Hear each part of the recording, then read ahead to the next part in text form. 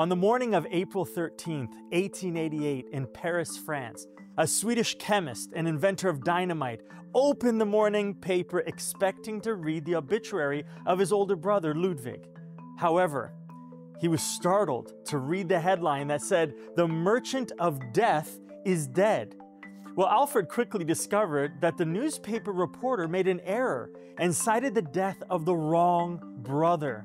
He was reading his own obituary.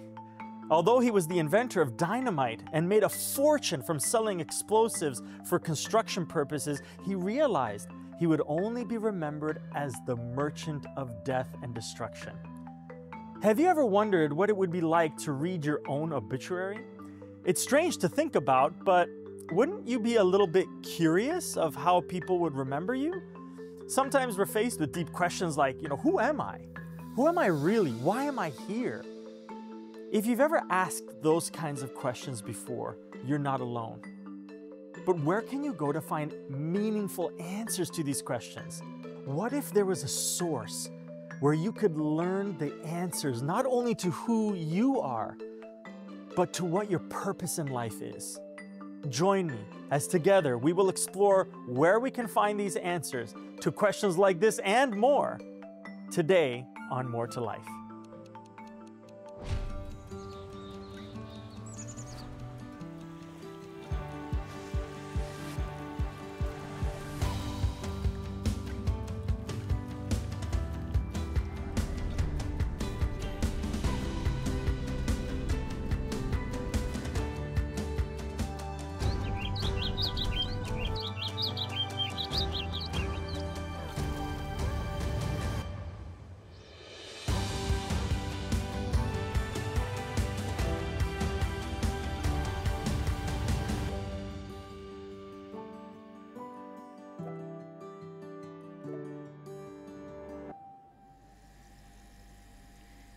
The soft hum of the fish tank fills the quiet kitchen.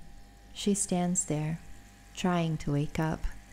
The fish glide through the water, their small world confined by glass. Every day feels like this, a routine that blurs the lines between hours, between meals, between moments. She cleans over and over, wiping the same counters, picking up the same toys. Nothing is ever fully clean. Her daughter is awake. She breathes in deeply, pushing away the weariness that lingers from the night before. There's no time to rest. A mother's job is endless, like the swirling water in the tank. Love is there, always. But so is the exhaustion, the constant thought of who she used to be before this role took over. There's a soft comfort, too. Life is tight, but she's not alone. Her husband works hard, providing for them both. Money is tight, but there's still love, still security. She can focus on her child, just for now. Who am I? It's a question that leads to the most important answers. What is my life all about? Why am I here? Where am I going? How will people remember me? These are deep questions that require meaningful answers. These questions often arise at different stages of our lives. They can lead to what's called an existential crisis.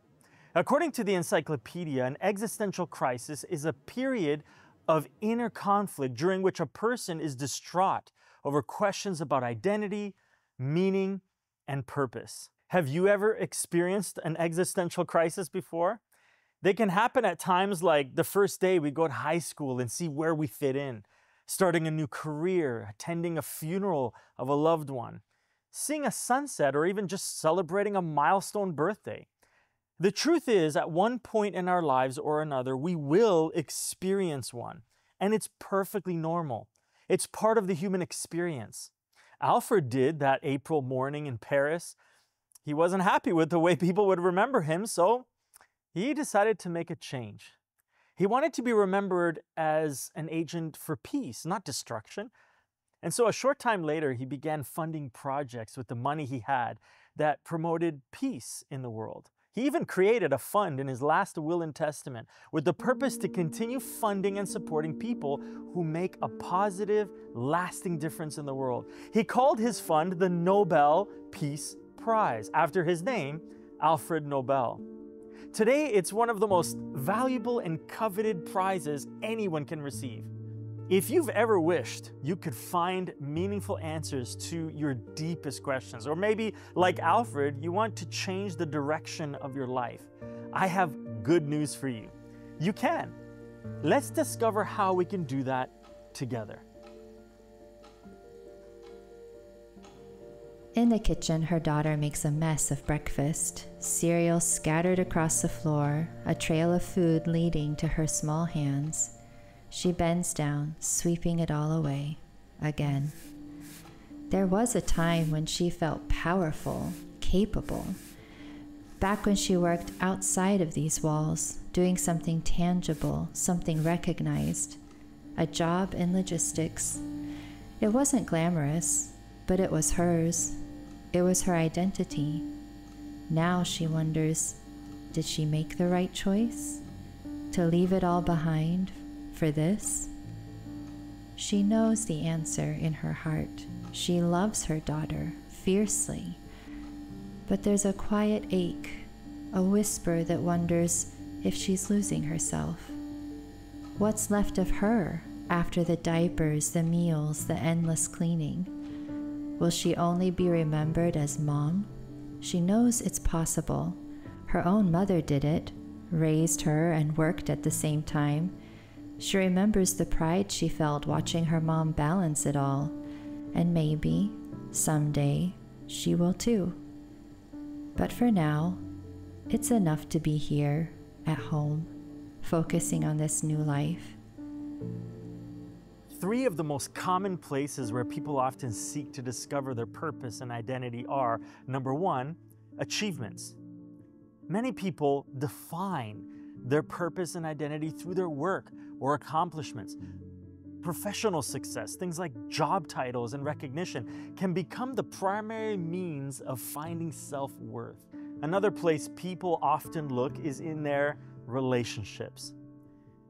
There are those who frequently look to their family, friends, and social circles to find their purpose and identity. Being at a certain stage in their life, from a particular country or the political party you vote for, can offer a strong sense of purpose and belonging. Finally, some look to their experiences. It can be tempting to rely on our experiences to inform us what our purpose and identity is. Then, based on those experiences, we begin to believe certain things about ourselves, whether true or false. For example, I made the football team, so I must be popular. Or maybe you didn't make the cheerleading squad, and because of that, you believe you're not pretty enough. Perhaps your parents divorced when you were young. You're struggling, feeling like maybe it was your fault, that you aren't worthy of being loved, that you will never be enough. Ultimately, there's a problem with these sources of truth about who you are. And here it is, they aren't reliable. You can lose your career, your relationships can fail, and your experiences aren't consistent. We all have good days and bad days. So where can we find a reliable source for our purpose and identity? Well, I believe that each one of us has truths about who we are that were established long before we were even born. Truths that are timeless. Truths that come from a source of love. But because of a lot of misinformation, many don't even investigate it. But for those who do, it's absolutely life-changing.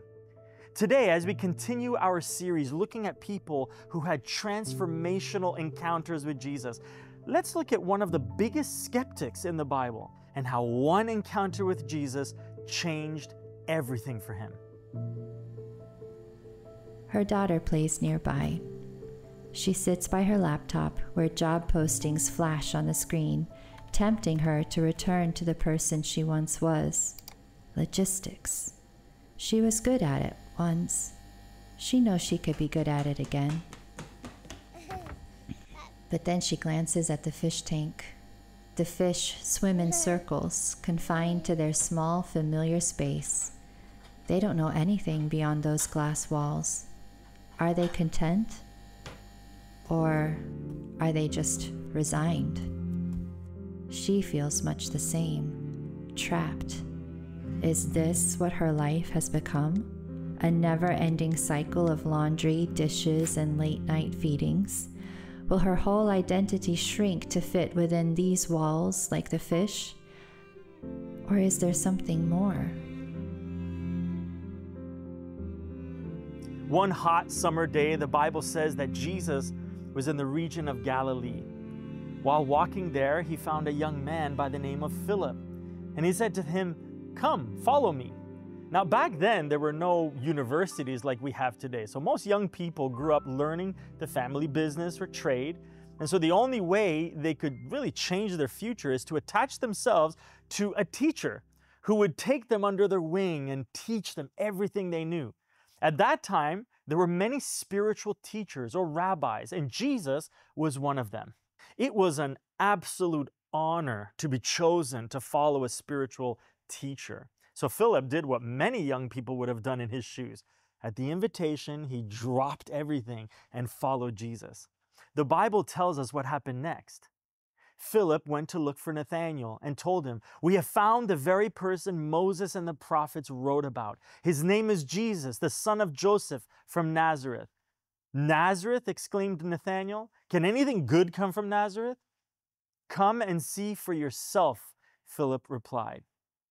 Philip was so excited about meeting Jesus that he had to run and tell his friend about it. But instead of being met with excitement, he was met with skepticism. His friend's reply was, "Nazareth? Really?" You can almost see him roll his eyes. It's that same eye roll, for example, when you explain your entire day in detail to your husband, including the conversation you had with the neighbor about their new cat.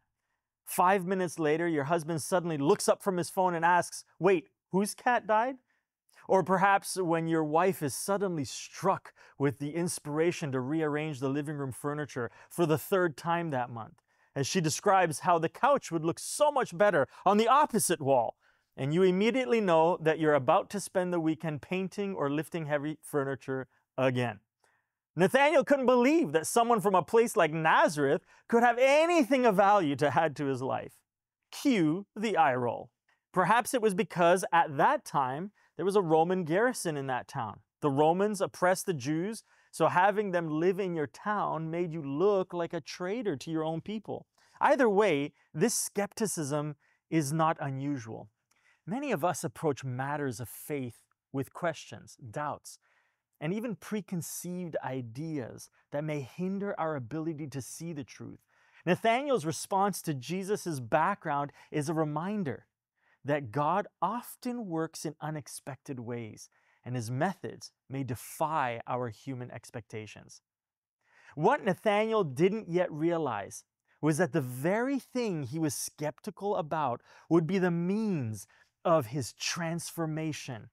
As they approached, Jesus said, "Now here is a genuine son of Israel, a man of complete integrity."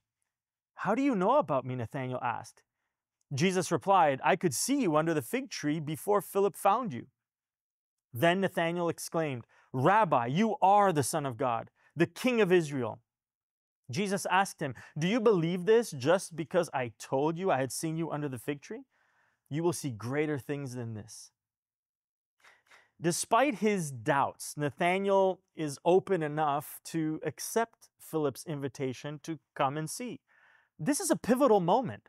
Nathanael could have easily rejected the invitation, allowing his skepticism to keep him from encountering Jesus. Instead, he chose to investigate for himself, illustrating that the honest search for truth can lead to profound answers. We don't know why Jesus' statement about seeing Nathanael under the fig tree was significant to him, but it was enough to break through Nathanael's doubt.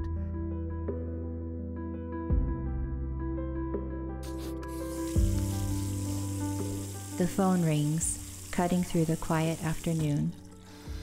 She answers, her hand trembling before she even realizes why. A voice on the other end. Quiet words. Her mother, is gone. Passed in her sleep, a heart condition they hadn't known about.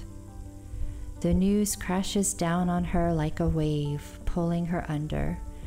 There are no tears yet, just an aching void. She's frozen, lost in a swirl of emotions she can't yet name. Her mother, gone. The cycle of life feels unbearably close, unbearably heavy. When Jesus sees Nathanael for the first time, he says, "Now, here is a genuine son of Israel, a man of complete integrity." Jesus affirms Nathanael's honesty and integrity, qualities that maybe contributed to his initial skepticism. You see, skeptics are often those who value truth and are unwilling to accept things merely at face value. They desire evidence and assurance. And this encounter with Jesus is what it took to transform Nathanael's skepticism into faith. Nathanael's doubt dissolved after just one personal encounter with Jesus. So let me ask you something. What if the answers to your deepest questions was in a place you've overlooked or dismissed? What if your journey to finding your true purpose and identity begins with a personal encounter with Jesus and discovering the truth about who he says you are? Would you be open to meeting him? You may be wondering, okay, maybe I'm interested. How do I meet someone I can't see? The Bible answers that by saying this about Jesus. "Look, I stand at the door and knock. If you hear my voice and open the door, I will come in, and we will share a meal together as friends." What this means is that even though you can't physically meet Jesus, he's speaking to your heart and mind. He's done all the pursuing, and all you have to do is be willing and say yes. I want to open that door. I want to have that encounter with you. Speaking about this verse, author and speaker Ty Gibson says, "The word knock indicates an effort to get our attention. It's the divine, 'Hey, excuse me, may I have your attention, please?' And the fact that he calls the knocking 'my voice' suggests that God is on a mission to communicate truths into your awareness." You may be asking, what kind of truths does Jesus have to say about me? Here are just a few of many you can find in the Bible. The first one in Jeremiah 1 verse 5 says, "I knew you before I formed you in your mother's womb. Before you were born, I set you apart." Your life is not an accident. Jesus knows you and has set you apart for a purpose. Do you know what your purpose is? Would you like to? You can ask the one who created you, and he will help you discover it. The second is Jeremiah 29:11 says, "For I know the plans I have for you, says the Lord. They are plans for good and not for disaster, to give you a future and a hope." The plans that Jesus has for your life are good and full of hope. The third is Psalms 139 verses 16 and 17. It says, "You saw me before I was born. Every day of my life was recorded in your book. Every moment was laid out before a single day had passed. How precious are your thoughts about me, O God. They cannot be numbered." Isn't it amazing to think that God thinks about you every moment of the day and he is highly interested in you? You might be wondering, well, why is that? To answer that question, let me take you all the way back to the beginning. Genesis 1 verse 27 says, "God created human beings in his own image. In the image of God, he created them." According to this verse, God is highly interested in you because you are created in his image. You are defined by the God who spoke worlds and galaxies into existence. In John 14 verse 6, Jesus says, "I am the way, the truth, and the life." Hebrews 13 verse 8 says that Jesus Christ is the same yesterday, today, and forever. Jesus deserves to be trusted as a source for your identity because Jesus is the source of truth. He doesn't change, and he only wants good for you. He is telling you that you are loved, that you are not an accident. You are created in the purpose and image of God. The next morning, she feels numb from the pain. Nostalgia hits her hard. Then, a letter. The familiar handwriting tugs at her heart. She unfolds the paper carefully, recognizing it as a letter from her mother, written just after her daughter was born. Her eyes move over the words, her breath catching at the familiar tone. Her mother spoke of the joy of becoming a grandmother, of how proud she was of the woman her daughter had become. But there was something deeper, a message beyond pride.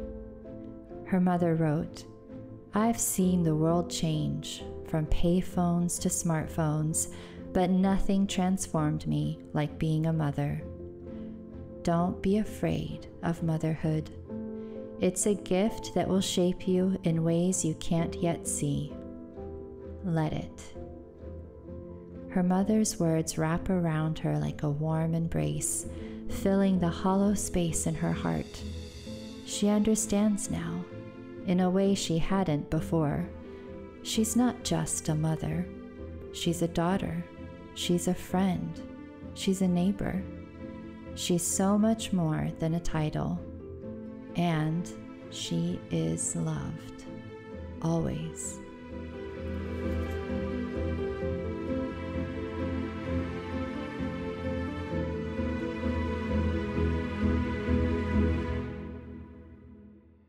I would like to take this moment to share a few practical questions that can help you on your journey this week.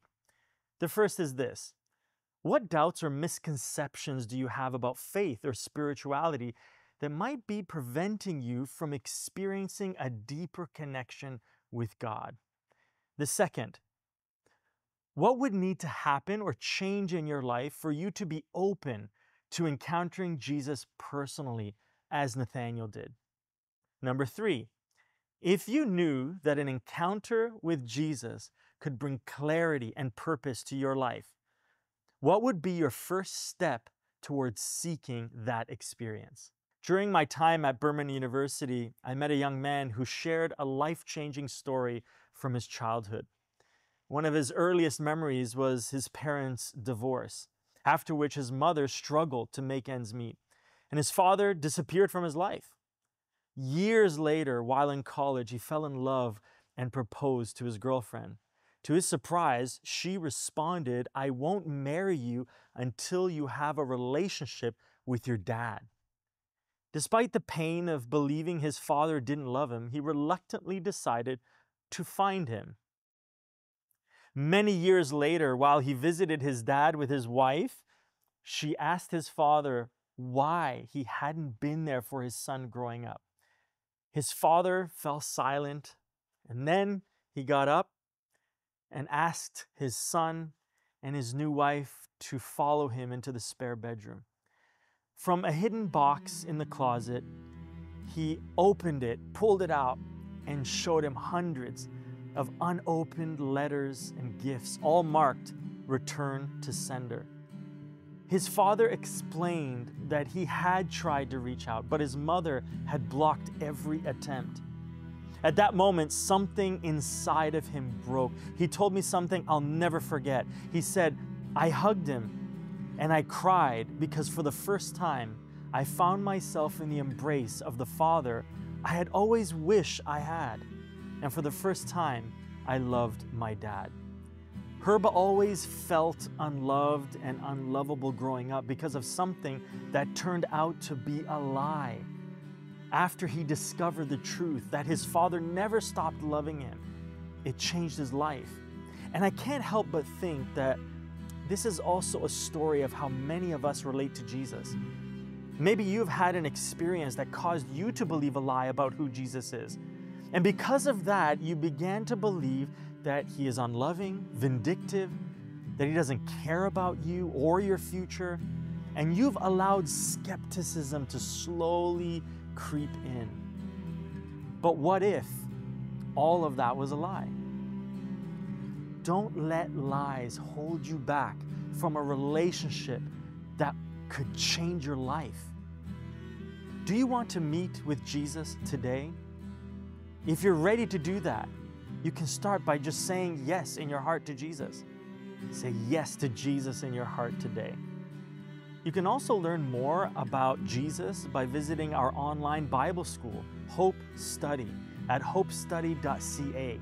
There you will find free interactive Bible study guides that will give you answers to your questions and teach you how to have an experience with Jesus for yourself. She watches the fish swim in their usual circles, but now the tank feels different. She no longer feels trapped. The water, once a symbol of confinement, now feels like a part of life's rhythm. Her daughter craving for attention, the mess around them, but for the first time, she doesn't feel the weight of it. Instead, she smiles. The mess is part of the beauty, part of the change, part of the life she's chosen. And as she looks at her daughter, her mother's words echo in her mind. You chose her. She whispers softly, I chose you. I'd like to leave you with a quote from Mark Twain that states, the two most important days in your life are the day you are born and the day you find out why.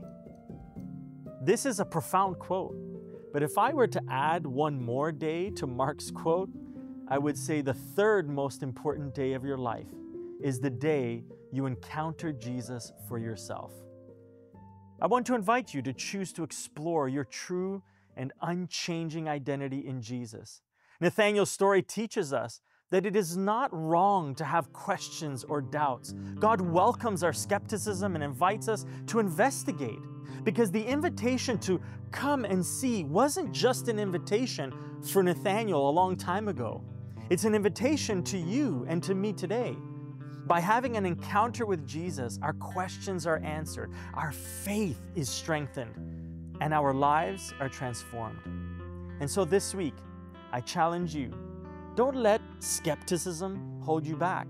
Take that step of faith, no matter how small, and trust that God is with you every step of the way. Until next time, remember, there's more to life than skepticism. Discover the truth and purpose that comes from an encounter with Jesus. I'd like to take a moment to invite you to partner with Hope Channel Canada as an agent of hope. Your financial contribution helps Hope Channel Canada with ongoing production costs as we continue to provide valuable, life-changing programming across Canada. You can donate online by visiting agentsofhope.ca.